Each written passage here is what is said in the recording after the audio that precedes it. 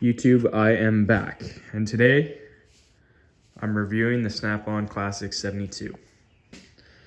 This toolbox has done me well. This red one in particular, I haven't had all too long. I've had it about 4 or 5 months. Before this, I had 2 Snap-on roll carts, and actually before those 2, I had this exact same box, but in extreme green.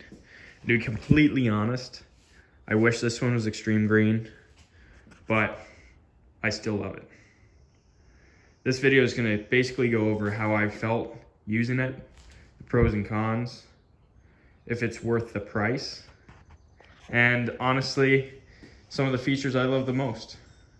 So let's get into it. So first off, let's talk price. This box currently sells for $9,200 on the Snap-on website. And up until I looked at that price, I didn't know what it was worth. This one in particular I got off local listings, and I actually traded my old boxes for it. So I ended up getting a pretty good deal. Initially, when I first bought the extreme green one, I bought it for around $2,500 Canadian, which for you Americans, that would be like $1,000, which yes, I know that's a deal. A big thing about me and how I work is that I look for the best deals possible. You can spend a lot of money just buying things brand new, and I've seen a lot of fellow mechanics in debt from the Snap-on dealer, and let's be honest, that's not hard to do. But in terms of boxes, I didn't feel spending upwards of 10 grand was worth it, especially if you're starting out, because that would just not work out in the long run. And if you don't like the trade, well, now you're in debt for 10 grand, and depending on how long you're there, you might not be able to pay it off in time. Resale on these boxes aren't that bad. I want to say they depreciate maybe 20% off the bat. But in my opinion, if you're gonna buy one, look at the online listings first before talking to the Snap-on dealer, no matter what he says. So starting with the lock and key, the lock's usually located in the center of the toolbox. They may change model to model, but on this model itself is right there. The keys are very similar, box to box. It's just a wrench, Snap-on logo. Nice little hex nut in there that you put around your key ring. They all come with these key specific pins. And if you lose your key, there's a number on the toolbox. You tell the Snap-on guy, he'll get you the right key, it will work. Do with what you want with that information. Anyhow, it slots in pretty easy. But to be honest, with this box in particular, I found that, it's not the greatest. You kind of have to adjust some drawers if you want it to work completely. That being said, because this is kept in my home garage, I don't lock it all too often. But when I was using it at work, I would have to lock it after every shift. And it is kind of annoying having to push in drawers. It's not the greatest system to get it to lock. There are other toolboxes out there that have a better system, like Mac. But in my opinion, that's one of the only downsides about this box, is that it has a not so great locking mechanism, which is kind of important when you got thousands of tools in there. Next up, let's talk storage. Now that's one of the biggest things someone's looking for when they're buying a box, especially this size, is storage. You have lots of tools and you want to fit in one box. For me, storage was a big deal. I have lots of tools, and these 2 big drawers right here make it really user-friendly in storing most of your small hand tools. This first drawer is very large, very deep, and it's deep enough where you can fit all your sockets upright. This is the biggest drawer that's provided on this box, and they have very good weight ratings. Like, that's a lot of tools and a lot of weight, and it handles it great, which is a big plus. The drawer below it is just as long, but it's a little slimmer. So it's great for keeping, wrenches, anything that's a little lower profile. The only thing with this one though is, as you get into larger sizes of wrenches, for me being a heavy diesel mechanic, I have some wrenches like this 1 7/16 that won't fit sitting upright, so I gotta lay it down. Not a big deal, but just something to keep in mind depending on what you're working on. Moving lower, you have 3 drawers that are similar size, but these are all interchangeable. You can design it if you're gonna buy it brand new off Snap-on. They're great for storing other tools, sleeker tools, and just kind of stuff you need to put away. Like this is a junk drawer for me, lighting, nothing too important. This one, you know, screwdrivers. They're just 3 drawers that give you that option to put little things that would just kick around maybe the top of your toolbox or fall in between the cracks in the other drawers. Moving to the right side, we have a few of these smaller sleek drawers. These I keep, you know, my pliers in. I keep the smaller hand tools in, tire stuff, things that aren't big enough to fill the big drawers, but small enough that they'll fit in here. And they're nice. They're good size. I had troubles trying to figuring out what to put it when I first got the box, just because they are a little small. They're not very wide, so there's bigger hand tools that don't fit. But they do a great job for what I'm using them for right now. Other than that, there are 3 of these medium-sized drawers, 1, 2, and 3. And here is where I keep bigger things like my electrical box drawer. I got my multimeter, test leads, some butane, some soldering guns, you know, butt connectors. I got my hammer drawer, you know, they're too big to fit in those small drawers, so these offer a nice size for those hammer heads. Then I got, you know, another multi-purpose drawer to say I got my measuring tools in here.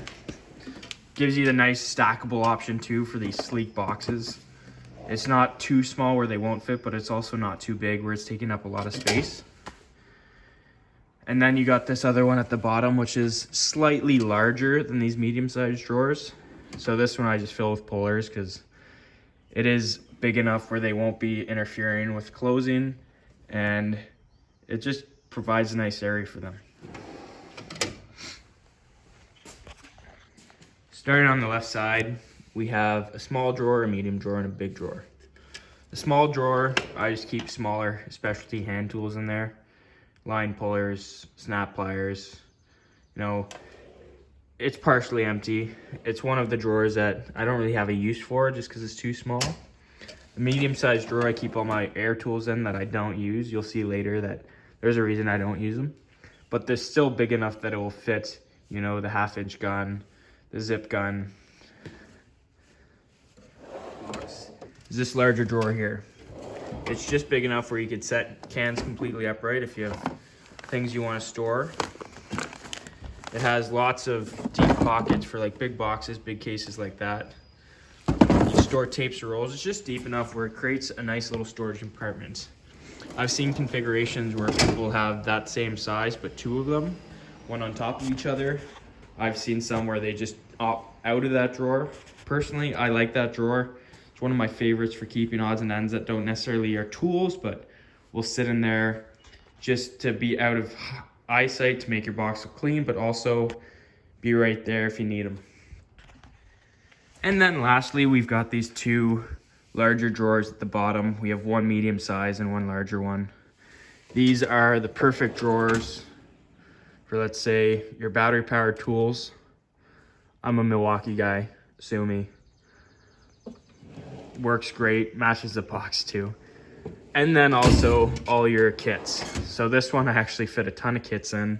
It's very large where I could stack some kits on top of each other, and it's very wide where I could put stuff like my cam bearing removal tools, my torque wrenches. They fit great.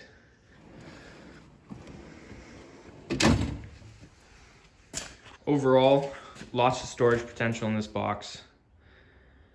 Lots of little odds and ends that fit in different places. You know, if this is a box you're looking at getting, I highly suggest taking a look at how many tools you have and seeing if this box might be too big. Maybe get the smaller 53-inch one. Completely up to you. Now let's talk about tops. Everybody knows that Snap-on has some really nice tops out there. This one is not one of them, and it's not made by Snap-on. This is just a countertop that was fit to size that I put on. Works just the same, way cheaper. I was actually talking to the Snap-on dealer, and he was basically saying it's constructed the exact same as the Snap-on top. The only difference is that they wrap it in a bedliner wrap or in a stainless steel top wrap, but it's still just compressed plywood or particle board. So this one I cut to size. It fits really nice. I mean, it's not perfect, but but it was like $10 compared to $500. It does exactly what I need it to do. It offers a lot of top space, as you can tell. And you'll actually be surprised at how hard it is to fill.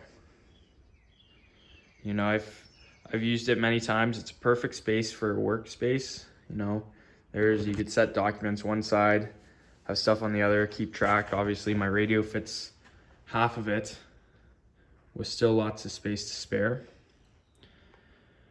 I am very impressed with this box. Now let's talk about rollers. Snap-on has this dual roller system that provides for basically seamlessly effortless pushing and pulling of your drawers.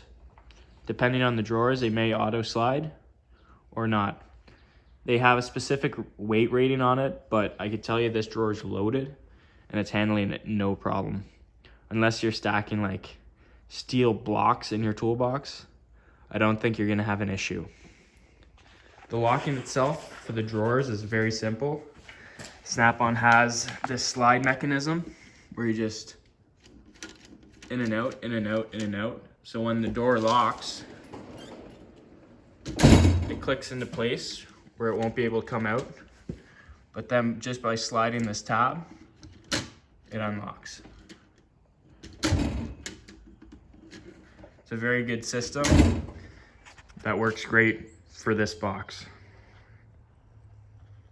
The wheels on this box, you have 2 rotary wheels at the back and 2 stationary wheels at the front. Provides good amount of movement for the size of the box. If you were working in a garage where you had to move around a lot, it's a pain to wheel around, but overall, it does what it needs to do. Overall, I think if you could find this box for the right price, you're already winning.